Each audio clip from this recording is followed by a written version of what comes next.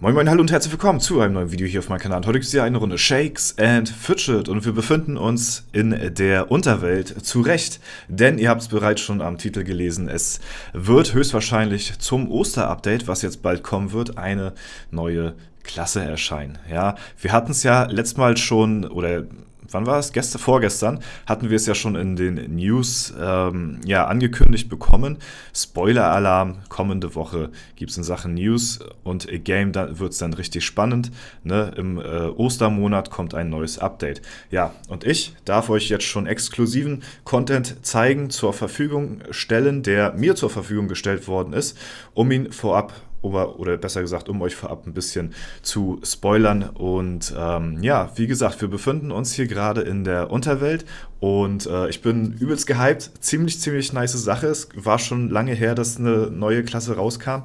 Ja, und deswegen bin ich sehr gespannt darauf, wie das Ganze wird. Denn vor allen Dingen, es ist ganz nützlich eigentlich, oder besser gesagt, war ja schon lange das Problem bekannt, dass irgendwann nachher die Seelen nicht mehr wirklich zu gebrauchen sind. Ne? Das ist ein Problem, das haben wir schon lange irgendwo mal behandelt und was macht man mit den überflüssigen Seelen, wenn man nichts mehr ausbauen kann, großartig. Ne? Viele sind am Cap dran, viele haben die Goldgrube schon ausgebaut. Ne? So, was macht man damit? Ne? Wächter ausbauen macht keinen Sinn, großartig, irgendwann ist er auch zu stark für Platz 1, dass man den halt auch besiegt. Und diesbezüglich kann ich euch so viel schon mal sagen, werden die Seelen einen sehr großen Teil dazu beitragen, denn die neue Klasse, ihr habt es ja schon bereits im Titel gelesen, wird der Nekromant sein. Necromancer oder zu Deutsch der Totenbeschwörer wird als neue Klasse ins Spiel erscheinen. Übelst nice. Ja, wir hatten sowas schon mal neben einer Healing-Klasse und einer Gift-Klasse, hatten wir jetzt schon mal darüber so ein bisschen philosophiert, was man noch dazu nehmen kann. Und aus anderweitigen Spielen kennt man das Prinzip schon der Totenbeschwörung quasi, dass man seine Lakaien für sich kämpfen lässt und man dann quasi die vorschickt, bevor man selbst irgendwie ran muss. Dazu, haltet euch fest, habe ich exklusive Screenshots gestellt bekommen, die ihr nur bei mir hier im Video sehen dürft. Ne? Und da sehen wir jetzt einmal, dass der Nekromant anscheinend wohl so ein bisschen eine Magierklasse hat, also das Magier-Attribut teilt hier auf jeden Fall auch, aber was hier ganz klar und deutlich zu sehen ist halt eben, dass wir hier eine Art Beschwörungssymbol haben, ja, und wir haben aber nicht nur eins, wir haben insgesamt 3 und was es damit auf sich hat und wofür das Ganze gut ist, darüber können wir jetzt spekulieren in den Kommentaren. Lasst es mich gerne wissen. Ja, ich bin sehr gespannt auf eure Vermutungen dazu. Ich weiß leider auch nichts Genaueres. Ich bin da auch sehr gespannt. Näheres werden wir da wahrscheinlich nächste Woche zu erfahren, wenn es denn soweit ist. Wir haben einmal hier dieses grüne Symbol, ja, dann haben wir einmal hier noch so ein lilanes Symbol, was so ein bisschen wie so ein Totenkopf oder Totem-mäßig aussieht. Und dann haben wir hier einmal noch so ein rotes Symbol, was, ja, keine Ahnung, eher so nach Blutmagie oder irgendwie sowas aussieht, keine Ahnung. Da kann man jetzt auf jeden Fall viel rein interpretieren und spekulieren, ne? Also da bin ich sehr gespannt, was das Ganze hier mit auf sich hat. Ja, und hier haben wir halt quasi dieses grüne, vielleicht steht das so ein bisschen, das könnte schon damit einhergehen, weil die Farbe grün hat ja auch die Seele hier in der Unterwelt, ne? Wenn wir mal hier oben schauen, die teilen dieselbe Farbe, also gehe ich mal von aus, dieses erste Attribut wird wohl mit Seelen irgendwo in Verbindung stehen, das zweite irgendwas mit Beschwörung, vielleicht, das sieht so totemmäßig aus und das dritte, ja, keine Ahnung, vielleicht ist es auch sogar so ein bisschen lebensraubmäßig, ja, dass man den Gegner so ein bisschen Leben abzieht und man selbst vielleicht was dazu gewinnt oder so und man kann sich vor dem Kampf aussuchen, welches von den 3 Attributen man jetzt quasi für den nächsten Dungeon nimmt, also so ein bisschen Druide-mäßig, nur auf eine Magier Klasse umgemünzt mit einem Intelligenzattribut oder sowas, ne, als Skillung. Also ich bin da sehr gespannt drauf, ja. Lasst mich gerne eure Meinung dazu in den Kommentaren wissen. Und ich bin auch sehr gespannt, wie das Ganze hier mit den Seelen in Kombination dann auch aussehen wird. Ne? Aber wie gesagt, Da haben wir ja vielleicht jetzt bald eine Lösung für, mit einem von diesen 3 Attributen, die diese Klasse halt teilt, dass man halt eben vielleicht sogar auf die Ressourcen angewiesen ist. Was ziemlich crazy ist, weil eine Klasse sollte bisher nicht so auf Ressourcen angewiesen sein, irgendwie, die man hier farmt. Andererseits hat man halt nachher später, wenn man ein bisschen gespielt hat, keinen großartigen Verwendungszweck mehr für diese Art von Ressourcen. Sie haben es ja ganz gut hingekriegt, muss ich sagen. Entschuldigung, ich habe immer noch so ein bisschen einen trockenen Husten irgendwie. Der hat sich so ein bisschen manifestiert bei mir hier. Ja, mit den Pets und den Früchten ist das ja hier eine Ressource, das haben sie ja ganz gut hingekriegt. Die hat jetzt quasi eine weitere Daseinsberechtigung, dass man diese Früchte immer noch erhält, weil wir haben es ja jetzt letztens gerade vorgemacht, diese Früchte kann man halt dann später umwandeln und zur Hexe bringen und dadurch kann man halt eben Tränke gewinnen und die dann halt eben für etwas mehr Gold auch verkaufen. Ja, und die sollte man auch verkaufen. Man sollte die nicht mit sich führen oder so oder direkt trinken, weil man halt, wie gesagt, bis zu 10 Millionen durch diese Tränke bekommen kann. Und die sollte man auch nutzen, weil wenn man in den Shop geht, wenn wir jetzt einmal rollen hier so, da ist das Cap bei Tränken, auch bei den großen Tränken, bei 5 Millionen angesiedelt. Das heißt, ihr würdet Minus machen, wenn ihr diese Tränke direkt trinken würdet für 10 Millionen, anstatt die zu verkaufen und dann kauft ihr euch vielleicht Tränke für 5. Ne? Ist, denke ich mal, einigermaßen logisch. Ja, ansonsten, wie gesagt, bin ich sehr gespannt auf die neue Klasse. Ja, wir hatten ja letztes Jahr um dieselbe Zeit halt auch so kurz vor Ostern irgendwie so eine Art Giftklasse, die angekündigt worden ist. Das ist aber dann wiederum nicht eingetroffen. Das waren wohl dann irgendwelche Gerüchte, die anscheinend verbreitet worden sind.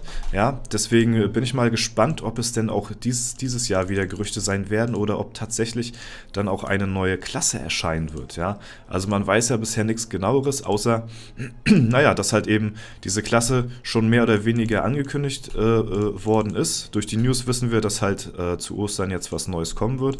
Und ja, ich sag mal, nicht ohne Grund schicken die mir halt hier so eine Leaks hinzu, die man dann halt hier so ein bisschen über die Creator halt verteilen darf und ja, dass da so ein bisschen vielleicht Hinweise oder sowas und ja, Neuigkeiten so ein bisschen vorab schon gespoilert werden, bevor das Ganze überhaupt offiziell erscheint, ne?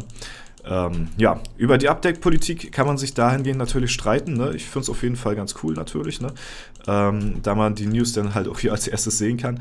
Aber ja, mal schauen. So, wir haben hier noch als Quest einen Gegner hier noch mit bloßen Händen zur Strecke zu bringen. Das machen wir mal direkt so. Wir suchen uns mal einen, der nicht ganz so stark ist, ja, und werden den mal direkt verkloppen hier. Zack, da haben wir das auch direkt erledigt und wir sind auch bald Level Up. Ne? Es dauert nicht mehr lange. Dann sind wir Stufe 599 und dann fehlt uns tatsächlich nur noch ein einziges Level bis zur 600. Ich gehe, wie gesagt, weiterhin stark davon aus, dass ich das höchstwahrscheinlich mit dem Kalender-Level-Up zusammenbekommen werde. Anders ja, kriege ich die Erfahrung gar nicht zusammen, muss ich sagen. Selbst wenn ich hier im Dungeon... Entschuldigung. Hey, ist super nervig. Selbst wenn ich hier im Dungeon noch 1 oder 2 Gegner besiegen sollte, ja, kriege ich bis zum Levelaufstieg hier im Kalender kein weiteres Level zusammen. Das heißt, die Stufe 600 wird halt wohl oder übel mit dem Kalender-Level-Up einhergehen. Ja, ist relativ unspektakulär, aber was willst du machen? Anders geht's halt jetzt nun mal nicht so, ne? Das ist halt schade und ich werde jetzt nicht irgendwie den Kalender jetzt dafür einen Tag aussetzen oder so. Zumal ist mir mal aufgefallen, seitdem der Kalender draußen ist und generell eigentlich so, seitdem ich mehr oder weniger ja, mit Herzblut Shakes and Fidget spiele, habe ich noch keinen einzigen Tag hier irgendwie verpasst. Und ich glaube, viele aus der Gilde auch nicht, weil halt die meisten immer am selben Tag halt leveln so, ne? Und ja, das spricht halt eben dafür, dass viele halt diesen Kalender-Level-Up, ja, jahrelang, seitdem er draußen ist, ich weiß jetzt gar nicht, wie lange das her ist, bisher noch keinen einzigen Tag dahingehend verpasst haben, weil sonst wären sie ja dann so ein bisschen, ja, würden sie so ein bisschen aus dem Muster fallen, sag ich mal, ne? Ja, gut. Hades wird wahrscheinlich jetzt nichts werden, da bin ich jetzt auch nicht von ausgegangen. Wir können mal einen Kampf machen gegen Shakes, aber auch der Ja, da sehe ich meine Chancen relativ niedrig angesiedelt, ja. Also, da brauchen wir auch nicht weiter hier großartig reinschweinen. Wir können nur mal gucken, was ich hier an Damage vielleicht raushau, falls ich mal einen Crit-Treffer landen sollte. Ja, naja, relativ übersichtlich der Schaden, ne? Aber wir kriegen ja auch bald durch den Legendary Dungeon auch eine neue Waffe und ja, das wird mich zwar auch keinen Meter hier weiterbringen, aber so ein bisschen stärker wäre ich auf jeden Fall. Und die 250k werde ich definitiv bis dahin erreicht haben. Und wenn nicht, dann werde ich das durch das neue Equipment auch easy locker erreichen. Und ja, ich habe mir so ein bisschen die Kommentare durchgelesen. Manche sagten, ich sollte ein bisschen mehr auf Ausdauer gehen, dann halte ich vielleicht einen Hit mehr aus.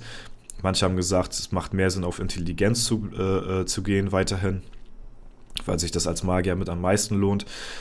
Ich tendiere mehr zur Richtung, weiter noch auf Intelligenz zu gehen als Ausdauer, aber ich überlege es mir noch. Ne? Von den Basiswerten her bin ich ja ungefähr circa etwa bei der Hälfte hier im Gegenzug zu Intelligenz von den Basisattributen. Ich glaube, mal schauen, was wir jetzt durch den Legendary Dungeon noch an Equipment-Sachen noch hinzukriegen. Ja, da wird ja, denke ich mal, definitiv noch mal ein guter Boost mit reinkommen, was auch der Grund ist, warum ich hier die Legendary-Steine aufbewahre. Ansonsten würde ich die halt verkaufen so, aber in das neue Equipment sollen die neuen Steine rein.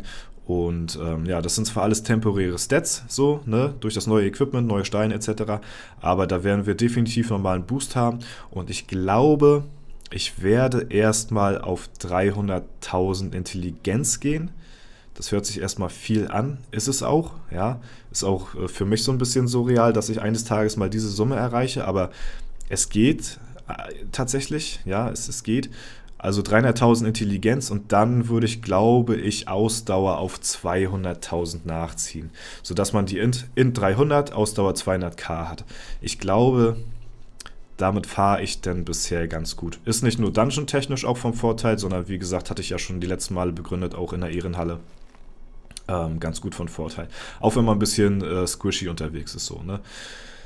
Ja, wir haben ja trotzdem auch nicht ohne Grund sehr viele Magier hier auf Platz 1 oder besser gesagt in den Top-Rängen und da lohnt es sich nicht, da halte ich, ach Digga, diese Ehrenhalle, es ist so ein Krampf, ne?